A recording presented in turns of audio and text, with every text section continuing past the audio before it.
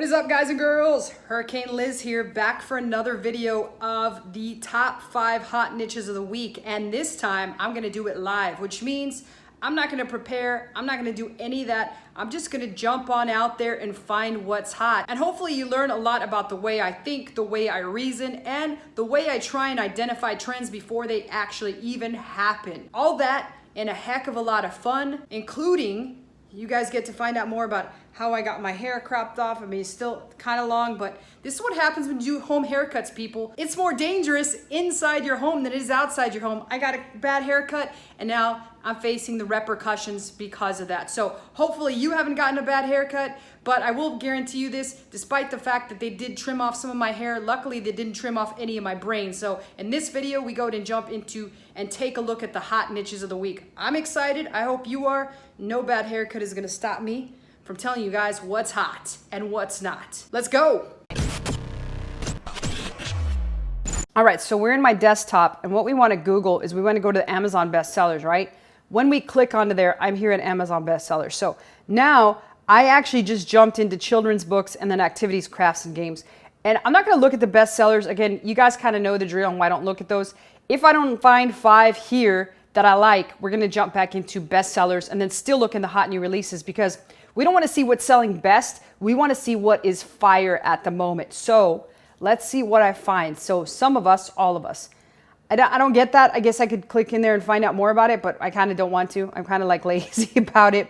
1,000 no's doesn't make sense on that one either. So I'm going to keep looking for something. Here we go. 4th of July. I think I named that in a previous video, so I'm not going to jump into there because we are like a day away from that. So I obviously wouldn't start making a 4th of July book now with the intention of selling it right now, or I'm going to be watching paint dry for a long year. So I'm going to look at these skill set ones still, and I think they're still hot because of the fact that school is going to start up, or at least we think it is, and there is a chance that children will still continue to be homeschooled. So I'm going to say that number 1 on the list right now is books that teach kids skills, which was a theme about 2 months ago, or when I first originally started doing this. I feel like it was 2 months ago, but it's been like I have a time machine, right? So we got this one as number 1 is the skill set book. I like it. It's all over the place. I can almost sniff it out already. And again, 4th of July, still hot. Minecraft is always hot, but we can't do that. Now this one's pretty interesting. This was kind of funny. It's relatable memes. So I actually love this concept. And while I doubt there's going to be a second book on the topic at all in the top 100, I want to say that this is unusually creative, and you could potentially get away with creating a meme coloring book or a meme activity book by putting out there famous quotes that were on memes, because I highly doubt those are trademarked. So I'm going to put this down as my second favorite right now, and I'm going to go out on a limb in saying that this would work. However, I don't have enough proof to say that it would work, but being the creative person that I am, I could go out on a limb and say if I tried to do something like this, it could work because of the fact that people love memes. And I'm not just talking about young kids, I'm not talking about younger kids, but I'm talking about old kids like me and you. Who doesn't like a good meme? I don't know a single person that doesn't like a good meme other than a grumpy pants. And I know plenty of grumpy pants, but I'm not going to name them out in this video. So that is my number 2 choice for unusual ideas. Now, we talked before about summer books, and I see a lot of ocean animals. So I want to say ocean animals is number 3. I've seen a couple, and then we also have this Jules versus the Ocean. So if you don't have an oceans animal book to your portfolios, I certainly would put it. And again, going back to naming animals and such, I would name it like Tommy the Tortoise or something like that. Sassy the Sea Tortoise. It would be something unusual that kind of goes along, alliteration with the actual animal's name. So Wally the Whale, anything like that. That would work out, and I would base the entire book on Wally the Whale, right? So Wally the Whale's doing this thing, Wally the Whale's being bad, Wally the Whale's being good, anything like that. Or Dory the Dolphin. Like, there's so many bad dolphins out there. People don't know this, but dolphins do drugs. They gang rape their own dolphins, and they do a lot of terrible things. I really mean that. It's kind of interesting. The last time I actually went for scuba, there was a shark in the water, and everybody's freaking the hell out. The guy yells, "Shark," and everybody's like, "Ah! Shark, oh my God."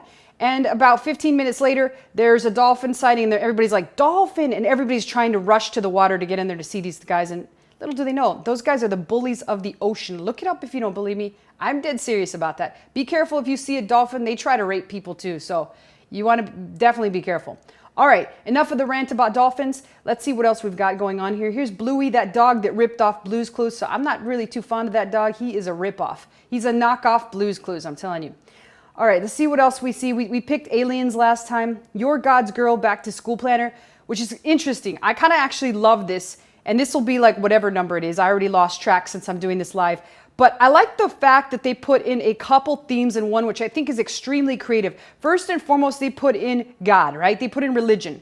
Secondly, they put in a planner of some sorts. But most importantly of all, it is a back to school planner, which is pretty awesome. I gotta say, I like the cover, I like the name, I like the way they merge three things together. So that's gonna be up there at the top. And it's more, again, one of those things like the meme, which is more on a creative nature, but I just happen to know that all these niches work well. And now combined together, I almost feel like it's a super book. Super book right here. It's a lot better than Bluey, this bee of a dog. I don't think you guys wanna know what that is. All right, 4th of July, we know this. 4th of July has been hot for a while. Gotcha Life. These chibis, I talked about anime last time, and for those of you that don't know what chibis are, and I don't even know if I'm pronouncing that right, but they're just like chubbier, cuter versions of anime figures, and they're fire. Everybody loves them, especially people that love the anime stuff. So chibis got to be up there too, because I've seen an unusually large number of them that are extremely successful. So chibis, I definitely would work on if I were you. And I like the fact that I don't exactly know what Gotcha Life means, but it's probably an actual famous chibi sort of comic book or show or something of that nature, but you could do generic chibis. They work just as well as chibis that are branded, right? People love them. And a lot of things that we've already seen, like mermaids, and there's that rip-off Bluey again. And let's go to page 2. I think we've already got about 4 or 5. There was an actual pirate book that I liked over there that was pretty interesting, but nothing else. Here's a cat named Steve. So back to the theme of naming animals. I've said that before, but I'm going to say it again. Name your damn animals. It's kind of like, let's say, for example, I got a cat and I just decided to call him Cat. Does he become more interesting or less interesting than a cat named Slimy the cat? Now people are going to want to know Slimy's story. Why does Slimy name Slimy? What did he do to deserve the name Slimy? And most importantly, is he really slimy? So all those things combined into one make Slimy the cat have a hell of a lot more charisma, charm, and character than the cat. Hey, this is my cat. What's his name, Liz? Cat.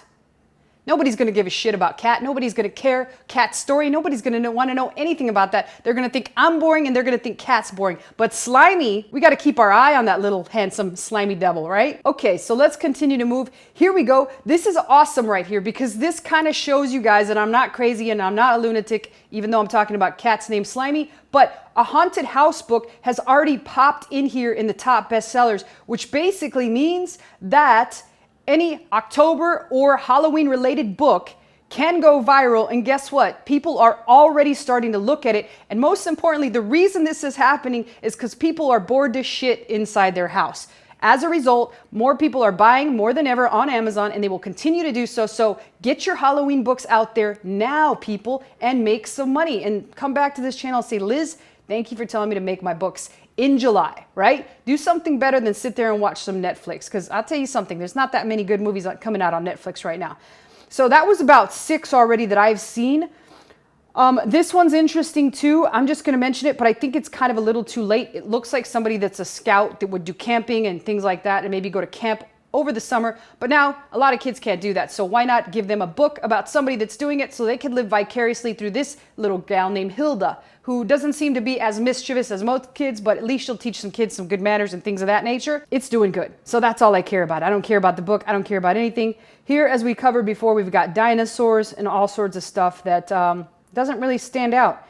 And I think that might be a wrap. I think we've got all of our actual niches. We've got everything that's actually doing really good and everything that popped up on the radar this week. So as usual, I don't see anything else. Put your questions and comments below. I always personally answer them, and I will see you guys in the next video.